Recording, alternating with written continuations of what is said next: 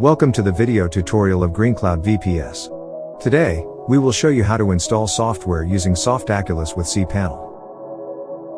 First, log into your cPanel. Next, access Softaculous Apps Installer in the Software section. When the Softaculous home page appears, you can install arbitrary software. Here we will install Joomla. Next, fill in the required installation information. Then, scroll down and click the Install button to install. Wait until the installation process is completed and you will see the following.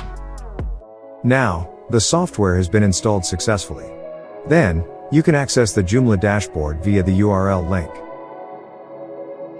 Enter your login information when you install, and then you will access Joomla's home dashboard.